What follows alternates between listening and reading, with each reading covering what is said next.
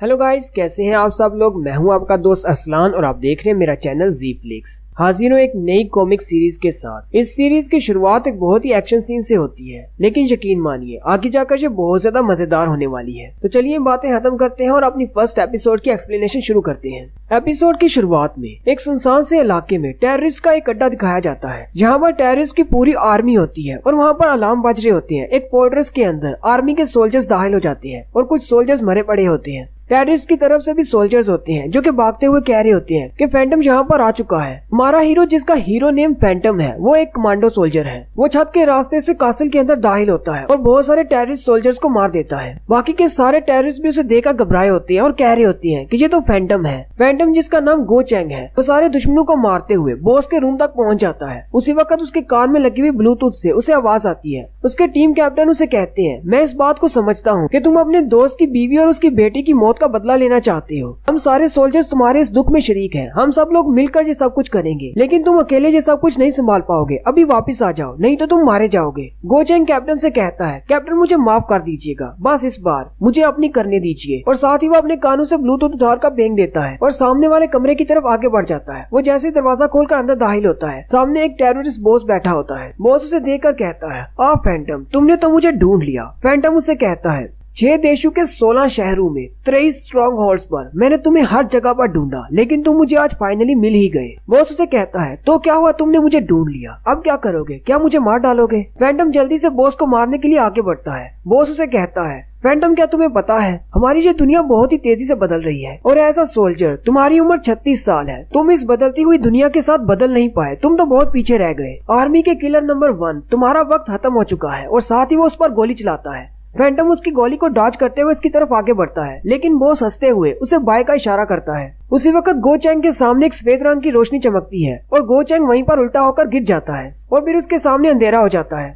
जैसे ही उसकी आंख खुलती है, वो एक स्कूल के अंदर होता है और एक स्टूडेंट की बॉडी में। उसके सामने एक बुली लड़का होता है जो उसे कहता है, युआन, मैंने तुम्हें पैसे देकर भेजा था, लेकिन तुम गलत चीज लेकर आए हो। आज मैं तुम्हें जान से नहीं मारूंगा, लेकिन एक पंच तो तुम्हें खाना होगा। वो जैसे ही उसे पंच मारने लगता है, फैंटम जल्दी से उसका हाथ पकड़ लेता है और उसे पंच मारते हुए जमीन पर गिरा लेता है और उसके दोनों हाथों को पीछे की तरफ पकड़ लेता है और उसके ऊपर ही बैठ जाता है। वो बुली लड़का उसकी तरफ देखता है और कहता है, युआन, जो तुम क्या कर रहे हो। फैंटम उसके सर को नीचे की तरफ दबा देता है और उसकी बात भी नहीं सुनता।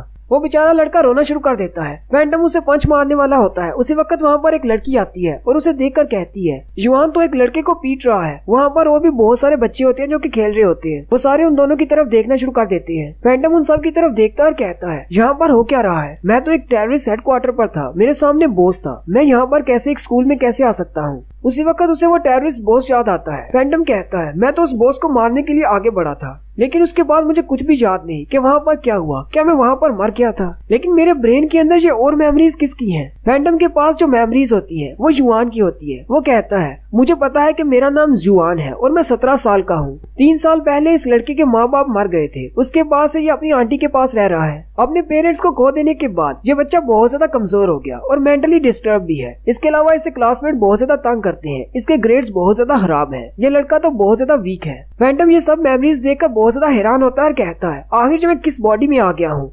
क्या ऐसा वाकई में हो सकता है कि मरने के बाद मैं किसी दूसरे की बॉडी में आ गया हूँ? फैंटम बेचारा अभी अपनी मेमोरीज को ही याद कर रहा होता है। उसी वक्त टीचर आगे बढ़ते हैं और उसकी तरफ अपना हाथ बढ़ाकर उसे कहते हैं, युआन, तुम यहाँ पर क्या कर रहे हो। लेकिन फैंटम को लगता है शायद कोई और दुश्मन आ गया है और वो पीछे की तरफ घूमते हुए टीचर के चेहरे पर अपना घुटना मारता है और टीचर बेचारे की नाक तोड़ देता है। सारे बच्चे जो देखकर बहुत ज्यादा हैरान हो जाते हैं और कहते हैं, युआन तो पागल हो गया है, पहले उसने एक लड़के को मारा और अब उसने एक टीचर को भी मार दिया। टीचर भी युआन से कहते हैं, तुम पहले एक लड़के को पीट रहे थे और ऊपर से तुमने अपने टीचर पर भी हाथ उठाया, कहीं तुम्हारा दिमाग तो नहीं खराब हो गया? क्या तुम भूल चुके हो कि तुम कौन हो? फैंटम जल्दी से सल्यूट करते हुए टीचर से कहता है, टीचर, मेरा नाम गो चैंग है और मैं जाओ जिंग मर्सिनरी कॉर्प्स का हिस्सा हूँ। मेरा कोड नेम फैंटम है। टीचर उसकी ये बात सुनकर बहुत ज्यादा हैरान हो जाते हैं और कहती हैं, क्या तुम अभी भी मेरा मजाक उड़ा रहे हो? अगर तुम इसी तरह करते रहे तो मुझे जुवेनाइल डिटेंशन सेंटर पर तुम्हारी रिपोर्ट करना होगी। ये बात सुनते ही फैंटम वहाँ से भागना शुरू कर देता है, लेकिन थोड़ी दूर जाने के बाद वो फिर से वापस आ जाता है और टीचर के सामने फिर से सल्यूट करते हुए कहता है, लेकिन सर ये जुवेनाइल डिटेंशन सेंटर है कहाँ पर? मैं अभी जाकर वहाँ पर रिपोर्ट करता हूँ। टीचर उसकी बात सुनकर और भी गुस्सा हो जाते हैं और उसे कहते हैं, अब तुम्हें मैं सजा दूंगा, जाओ और जाकर स्कूल के दरवाजे के बाहर खड़े हो जाओ।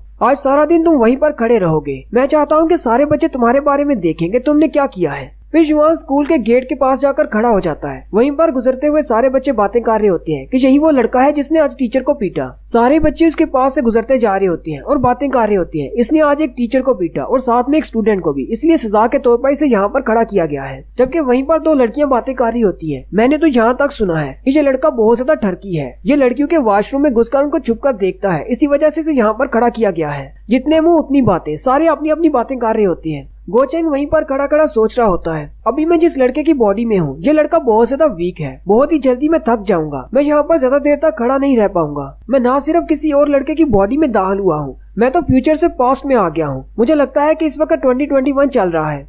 मेरे दोस्त सू हैंग की वाइफ और उसकी बेटी का मर्डर 2022 में हुआ था। इसका मतलब मैं उनके मरने से 1 साल पहले ट्रांसफर हुआ हूँ। और अगर मुझे इस शहर का नाम सही पता चला है तो इसका मतलब मैं इसी शहर में हूँ जिस शहर में उसकी बीवी और बेटी रहती है। लेकिन मुझे नहीं पता कि वो इस शहर में कहाँ पर रहते हैं और ना ही मैं अभी गोचेंग की बॉडी में हूँ। अगर मैं उनके सामने चला भी जाता हूँ तो वो मुझे पहचानेंगे नहीं। अभी के लिए तो मैं बस इतना ही कर सकता हूँ कि उन्हें ढूंढकर उनकी सिचुएशन का अंदाजा लगाऊं कि वो कैसे हैं और कैसे रह रहे हैं। वो भी इन्हीं सोचों में गुम वहाँ पर खड़ा होता है कि पीछे से टीचर आते हैं और उससे कहते हैं, युआन तुम अभी तक यहाँ पर क्या कर रहे हो? गोचेंग टीचर से कहता है, टीचर आपकी कमांड के बिना मैं यहाँ से नहीं जा सकता, जब तक आप ऑर्डर नहीं देते मैं यहीं पर खड़ा रहूंगा। टीचर उससे कहते हैं, मुझे वाकई में लगता है कि तुम पागल हो चुके हो, चलो अब घर जाओ, आधा घंटा हो चुका है छुट्टी हुए, अब अपने घर चले जाओ। जैसे टीचर उसे घर जाने का कहते हैं, गोचेंग सामने की तरफ चल पड़ता है। वो बाजार में से गुजरता हुआ जा रहा होता है और कहता है, मुझे लगता है कि युआन का घर इस तरफ होगा। गोचेंग एक ढलान वाली सड़क पर खड़ा होता है। सामने से एक लड़की अपनी साइकिल पर आ रही होती है जिससे ब्रेक नहीं लग रही होती। वो बड़ी ही तेजी से उसकी तरफ बढ़ रही होती है। गोचेंग के करीब आते ही उसकी बाइक के टायर के नीचे एक छोटा सा पत्थर आता है और वो अपनी बाइसिकल से जंप करती हुई सीधी गोचेंग के ऊपर आकर गिरती है। गोचेंग का चेहरा जमीन पर लगता है जिससे ब्लड निकलना शुरू हो जाता है। वो लड़की ये देखकर बहुत ज्यादा घबरा जाती है। वो आगे बढ़ती है और गोचेंग से पूछती है, क्या तुम ठीक हो? गोचेंग जल्दी से खड़ा हो जाता है। वो लड़की बहुत ज्यादा डर जाती है।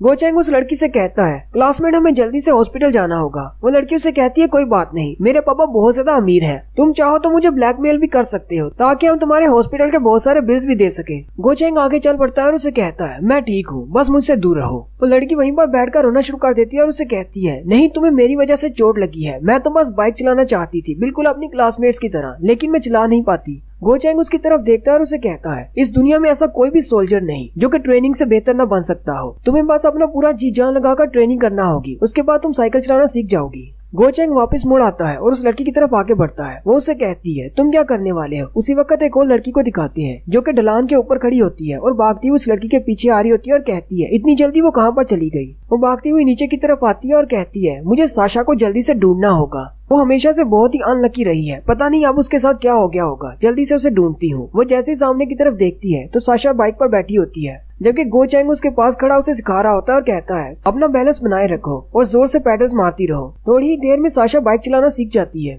दूसरी लड़की भागती हुई उसके पास आती है और उसे कहती है, क्या तुम ठीक हो? साशा उसे कहती है, हाँ मैं बिल्कुल ठीक हूँ, मुझे लगता है कि मैंने बाइक चलाना भी सीख लिया है और ये सब कुछ इस लड़के युआन की वजह से हुआ है। दूसरी लड़की साशा से कहती है, मैं इसे जानती हूँ, ये मेरे स्कूल में जूनियर है, ये तो एक बिल्कुल डरपोक लड़का है जो हमेशा लड़कों के काम करता है और उनसे मार भी खाता है। वैसे तो मुझे इस तरह के लोग जरा भी पसंद नहीं, लेकिन इसने तुम्हें बाइक चलाना सिखाया, इसलिए मैं इसका शुक्रिया अदा करती हूँ। वो लड़की उसकी बाइसाइकिल पकड़ लेती है और उसे कहती है, चलो घर चलते हैं। साशा उसे कहती है, 1 मिनट रुको, मुझे भी युआन का थैंक यू कहने दो। साशा आगे बढ़ती है और युआन से कहती है, आज से पहले मैं जितने भी लोगों से मिली हूँ वो मुझे किसी भी चीज को छूने नहीं देते ताकि मुझे किसी चीज से नुकसान न पहुँचे। आज पहली बार मैंने बहुत ज्यादा मेहनत की जिसकी वजह से मुझे बाइसाइकिल भी चलाना आ गई। और साथ ही साशा बहुत ज्यादा खुश हो जाती है और कहती है, आज पहली बार मुझे ऐसा लग रहा है जैसे मैं कुछ भी कर सकती हूँ। गोचेंग उसे कहता है कि तुम्हें मेरा शुक्रिया अदा करने की जरूरत नहीं, वो तुम ही थी जिसने बाइक को चलाना शुरू किया, मैंने तो बस तुम्हें इंस्ट्रक्शंस दी, तुम खुद ही गिरी, खुद ही उठी और खुद